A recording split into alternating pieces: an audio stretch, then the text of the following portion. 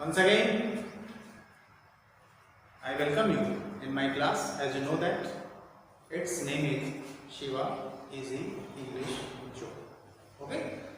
तो नरेशन की सीरीज में, डायरेक्ट इनडायरेक्ट नरेशन की सीरीज में हमने इंट्रोगेटिव सेंटेंसेस पर भी बात कर ली है और अगला सेंटेंस इंपरेटिव सेंटेंस है, जैसा आप ग्रीन बोर्ड पर देख पा रहे होंगे। इस इंपरेटिव सेंटेंस में हम जनरली ऑर्डर देते हैं, एडवाइस देते हैं, रिक्वेस्ट करते हैं, कमांड देते हैं, मना करते हैं, चेतावनी देते हैं, पूछते हैं, बताते हैं, बहुत सारे फीलिंग्स इसमें आती हैं। लेकिन जनरली जो इंपरेटिव सेंटेंसेस जाने जाते हैं वो बेसिकली ये 3-4 चीज़ों के लिए जाने जाते हैं। लेकिन जब उसको इनडायरेक्ट सेंटेंस में हम बदलते हैं तो कुछ अलग अलग तरह की फीलिंग्स वाले सेंटेंसेस भी मिलते हैं जिनका सेटअप यानी स्ट्रक्चर, इंपरेटिव सेंटेंसेस के स्ट्रक्चर थोड़ा अलग होते हैं। मैंने उन्हीं इंपरेटिव सेंटेंसेस के स्ट्रक्चर को ध्यान में रख करके, अगर आप इस ग्रीन बुक को ऑब्जर्व करें तो मैंने इनको 4 पार्ट में डिवाइड कर रखा है। आप देख पा रहे होंगे simple imperative, emphatic imperative, negative imperative और लास्ट में इंपरेटिव विद लेट। अब आज की जो वीडियो है, इस वीडियो क्लास में मैं आपको ऊपर से 3 को एक्सप्लेन करूंगा, चौथे को नहीं। शायद मन में सवाल आप क्या क्यों नहीं, क्योंकि पहली बात तो वीडियो बहुत लंबा हो जाएगा और लेट के रूल अपने आप में बहुत ज़्यादा हैं। उसके स्पेशल अपनी क्लास है, स्पेशल अपना कंजक्शन है, उसके थोड़े से अपने अलग रूल हैं जो इनसे थोड़ा मैच नहीं करते, इसलिए उस पर अगली वीडियो में बात करेंगे। बने रहिए हमारे साथ, वीडियो को ज़्यादा से ज़्यादा लोगों तक पहुंचाइए, शेयर करिए, सब्सक्राइब करिए, सजेस्ट करिए और हाँ, नोटिफिकेशन बेल जरूर दबा लीजिए। इससे क्या होगा, वीडियो आपको तुरंत मिलेगा। और उन बच्चों को भी जोड़िए जो बच्चे अभी तक इस क्लास में नहीं जुड़ पाए हैं, मेरे चैनल को नहीं समझ पाए हैं या व्हाट्सएप ग्रुप पे नहीं जुड़ पाए हैं अपनी क्लास वीडियो देखने के लिए। और ऐसे भी फ्रेंड्स जिनके स्कूलों में क्लासेस नहीं चल रही हैं, उनको भी सजेस्ट कर सकते हैं कि वीडियो देखें, उनके साथ आप डिस्कस कर सकते हैं। अगर उनमें कोई प्रॉब्लम्स आपको रह जाते हैं तो फिर भी आप मुझसे मिलिए, मैं सारी प्रॉब्लम दूर करूँगा। अब जरा मैं इसको समझा दूँ आपको कि कैसे हम पहचानेंगे कि कब सिंपल इंपरेटिव है, कब इम्फेटिक है और कब नेगेटिव। हम इसमें 3 पे बात करेंगे, चौथे पे भी मैं आपको आइडेंटिफिकेशन उसकी बताऊंगा कि आप पहचान सकें ऐसे सेंटेंसेज को। अगर आप सिंपल इंपरेटिव सेंटेंस को ऑब्जर्व करें तो यहाँ मैंने 2 टाइप्स के लिखे हैं। सेंटेंस की स्टार्ट अगर आपको वर्ब की बेस फॉर्म से होती है यानी फर्स्ट फॉर्म से होती है, जैसा मैंने एग्जांपल लिख रखा है ओपन द डोर, और ये फुल स्टॉप से फिनिश होता है। मैंने इसको पढ़ा रखा है काइंड्स ऑफ सेंटेंस में, लिंक में वीडियो है, आप उसको देख लीजिएगा। काइंड्स ऑफ सेंटेंस में मैंने इंपरेटिव पर डिस्कशन किया है। तो जब वर्ब की फर्स्ट फॉर्म से या प्लीज सर के बाद वर्ब की फर्स्ट फॉर्म आती है, इस तरह का अगर सेटअप आपको दिख रहा है, स्ट्रक्चर दिख रहा है, तो ये जो सेंटेंस बनेगा वो इंपरेटिव का है, सिंपल इंपरेटिव बोला जाता है। यानी जो वर्ब की फर्स्ट फॉर्म से स्टार्ट हो रहा हो या प्लीज सर, मैडम, काइंडली, इस तरह के कुछ रिस्पेक्टेबल वर्ड्स पहले यूज किए जाए, उसके बाद वर्ब की बेस फॉर्म रखी जाए, सेंटेंस ऐसे फ्रेम किया जाए, तब वो सिंपल इंपरेटिव बोला जाता है। ठीक है, आगे बात करते हैं जो थोड़ा सा एम्फेटिक इंपरेटिव है। नया लग सकता है टर्म आपको कि एम्फेटिक इंपरेटिव क्या होता है। एम्फेटिक इंपरेटिव जब हम अपनी बात को थोड़ा जोर दे करके कहते हैं। एम्फेटिक का मतलब ये होता है जोर देकर कहना। जोर देकर मतलब जोर लगा के नहीं, अपनी बात को पूरे दबाव के साथ कहना, पूरी इम्फेसाइज करना उसको, मतलब कि आप अपने बात को इतने ढंग से, इतने प्रयास से करें, इतने अच्छे ढंग से उसको प्रस्तुत करें कि लोग उसको समझ पाएं, जान पाएं। और इसका जो प्रेजेंटेशन होता है वो मेन वर्ब के पहले डू लगा के, डू, क्योंकि आपको पता होगा कि इंपरेटिव सेंटेंस का जो सब्जेक्ट होता है वो यू होता है, यू प्लूरल नंबर है, इसलिए डू उसके साथ आता है। अगर डू एज इम्फेटिक, और ध्यान से समझिएगा, 2 चीज लिखी यहाँ पे, do as emphatic, do as main verb, 2 चीजें हैं, क्योंकि डू आपको पता है एज ए ऑक्सिलरी भी काम करता है और एज अ मेन वर्ब। ठीक है, तो एज ए ऑक्सिलरी नहीं चाहिए, एज अ मेन वर्ब चाहिए। क्या चाहिए, कैसा रिप्रेजेंटेशन है, थोड़ा सा डिफरेंस है, समझने की कोशिश करिएगा। डू एज इम्फेटिक, तब क्या होगा कि डू के बाद देखिए वर्ब लगी सिंग, यानी सिंग, यानी मेन वर्ब के पहले अगर डू है, मेन वर्ब के पहले अगर डू है तब तो ये डू एज इम्फेटिक। ठीक है, और अगर डू एज मेन वर्ब, यहाँ पर वर्ब है, इसके आगे कोई वर्ब नहीं है। यानी डू को जब एज अ मेन वर्ब इस्तेमाल किया जाता है तब उसे हम इंफेटिव इंपरेटिव नहीं कहते हैं, वो एक सिंपल इंपरेटिव जैसा हो गया क्योंकि वर्ब की फर्स्ट फॉर्म। और ध्यान से समझिएगा डिफरेंस, सिंपल इंपरेटिव में डू आए और इंफेटिव इंपरेटिव में डू आए तो कैसे डिफरेंशिएट करेंगे। अगर डू के बाद आपको मेन वर्ब मिल रही है तब वो इंफेटिव इंपरेटिव कहलाता है, अगर डू ही मेन वर्ब है तब वो सिंपल इंपरेटिव कहलाएगा। इसका अंतर आप ध्यान से समझिएगा। रीजन इसका क्यों मैं बता रहा हूं, क्योंकि जब वो इंफेटिक होता है यानी डू जब एज इंफेटिक यूज किया जाता है तो इनडायरेक्ट बनाते समय उसको हटा दिया जाता है, ठीक है। और जब डू एज मेन वर्ब इस्तेमाल होता है तब उसको हटाया नहीं जाता है। तो ध्यान से समझिएगा। अभी आगे मैं चलूंगा, मैंने एग्जांपल्स लिख रखे हैं, इसको मैं इनडायरेक्ट बदलूंगा। वीडियो लास्ट तक देखिए, इसकी बिल्कुल मत करिए, आपके हित में है, अच्छे से समझिए और लोगों को भी समझाइए। अब बात आती है नेगेटिव। ये नेगेटिव इंपरेटिव्स क्या होते हैं? ये बहुत आसान है, आपको बहुत बार मिला होगा, सुनने को मिला होगा, लिखा होगा, देखा होगा आपने। अगर किसी इंपरेटिव सेंटेंस है, किसी सेंटेंस के स्टार्ट में डोंट या डू नॉट आता, उसके बाद वर्ब की बेस फॉर्म लिखी रहती है तो वो नेगेटिव इंपरेटिव कहे जाते हैं। आगे लिखा भी मैंने, डोंट ओपन द डोर।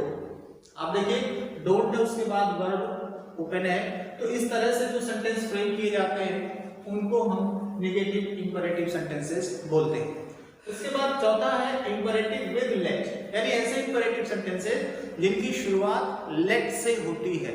लेकिन इस लेट की खासियत क्या होती है कि इस लेट के बाद अक्सर यहाँ लिखा लेट के बाद ऑब्जेक्टिव केस प्रोनाउन, इसको ध्यान दीजिएगा, ऑब्जेक्टिव केस प्रोनाउन है, यानी लेट के बाद ऑब्जेक्टिव केस का प्रोनाउन रहता है, उसके बाद वर्ब रहती है, उसके बाद वर्ब की बेस फॉर्म रहती है। जैसे छोटा सा बहुत पॉपुलर एग्जांपल मैंने लिखा लेट अस गो, इसको शॉर्टेड फॉर्म में बोला जाता है लेट्स गो।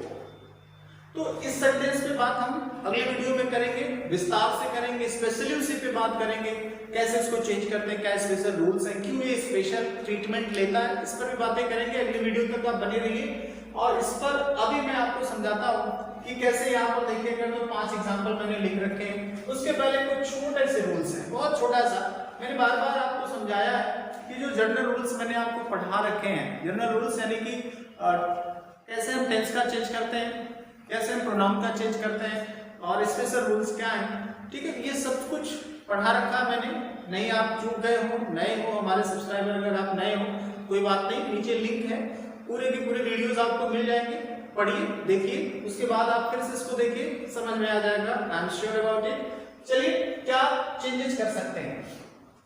अगर आपका sentence reporting verb specially sad या सैड टू के साथ आ रहा है, अगर प्रेजेंट टेंस में है तो आप इसकी प्रेजेंट फॉर्म लगा लीजिएगा लास्ट में जो मैंने लिखा हुआ है। जैसे से आएगा तो ये टेल हो जाएगा, सेज आएगा तो टेल्स हो जाएगा, ये आपको बताया जा चुका है, इस पर मैं बहुत ज्यादा डिस्कशन नहीं करूंगा, आप इसको समझिए।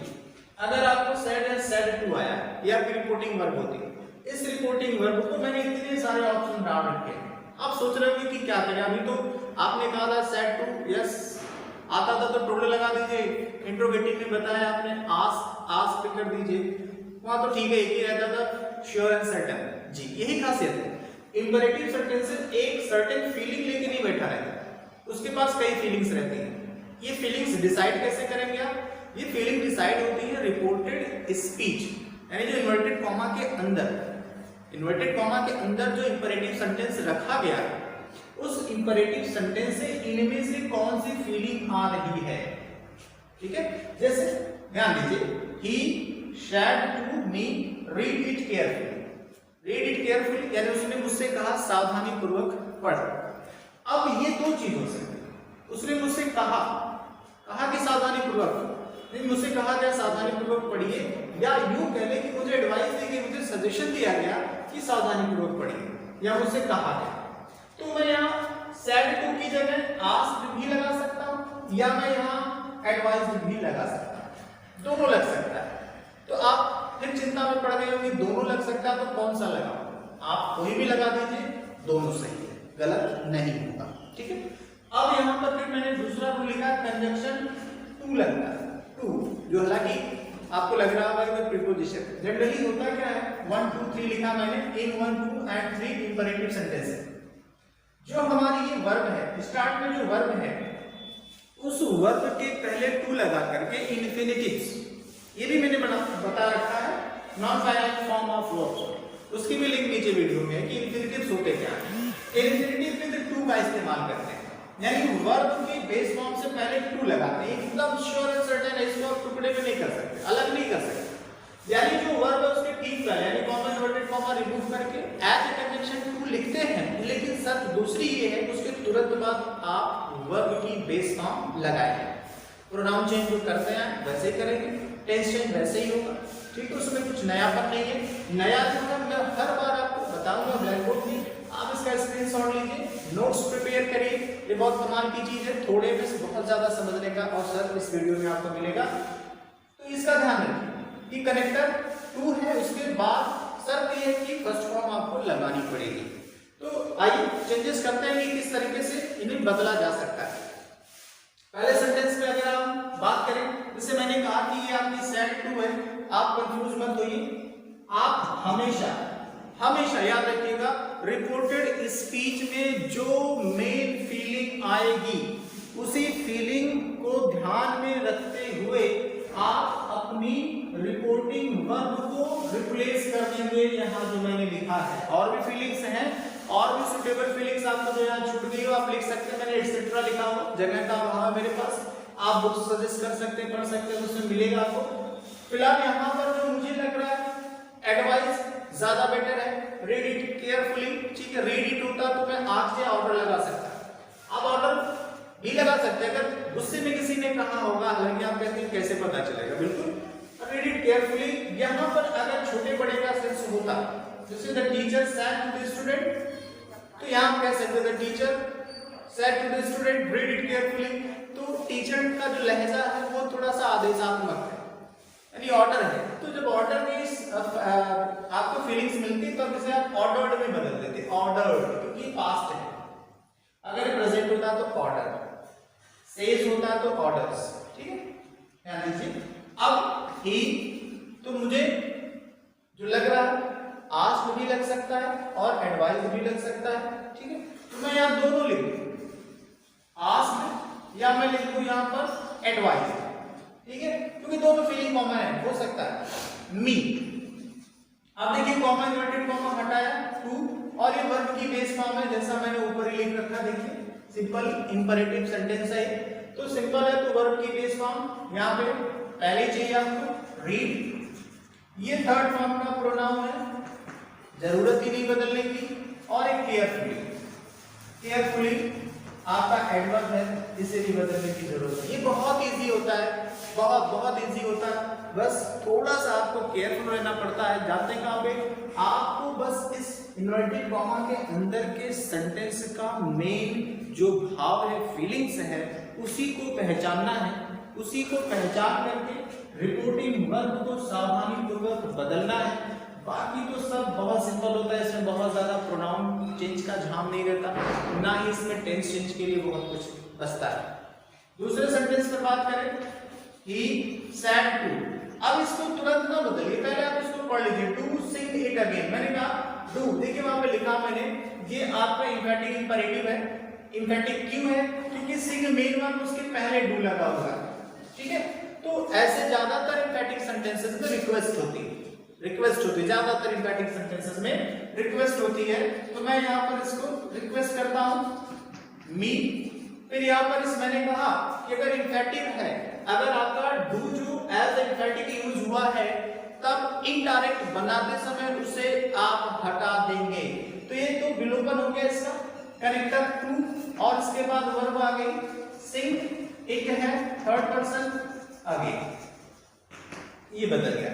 अब आगे बढ़ते हैं, डू इट अगेन, ये देखिए सजेशन हो सकता है, यानी एडवाइस हो सकती है, इसे दोबारा करिए, या कहा गया आपसे कि इसको दोबारा करिए, तो फिर मैं इसको लिख सकता हूं सेड टू है, इसे आस्क्ड भी लिखा जा सकता है, या मैंने एडवाइस दी है, एडवाइस भी हो सकता है, कॉमा इन्वर्टेड कॉमा टू, ये वर्ब है, मेन वर्ब की तरह इस्तेमाल हुआ है, याद दीजिएगा, यहाँ पे लिखा मैंने imperative do as main verb. जब डू एज मेन वर्ब होगा तब उसे आप नहीं हटाएंगे। मन में अगर सवाल है कि कैसे समझेंगे कि एज इंपेरेटिव है या एज मेन वर्ब है, तब बिल्कुल बहुत आसान है। अगर डू के तुरंत बाद आपको मेन वर्ब मिलती है तब वो इंपेरेटिव की तरह इस्तेमाल हुआ है।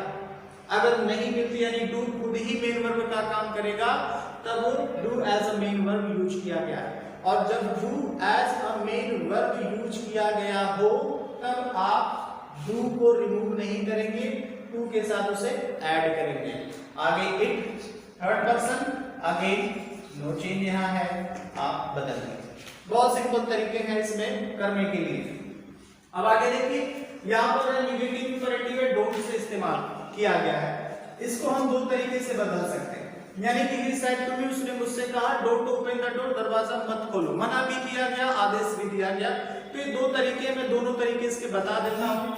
यहाँ पर मैंने वर्ड लिखा फॉरबिड। फॉरबिड का मतलब होता है मना करना, जो अपने आप में नेगेटिव सेंस लेके बैठा होता है।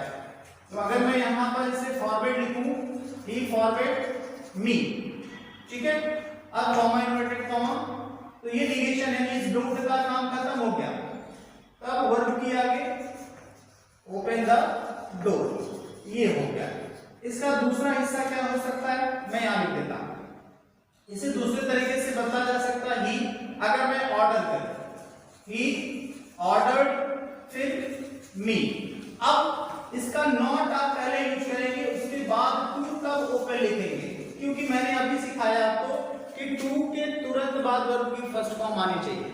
और ऑर्डर नेगेशन नहीं शो कर रहा तो उसके लिए नॉट हमें पहले यूज कर लेना चाहिए, क्योंकि बीच में हम नॉट नहीं डाल सकते।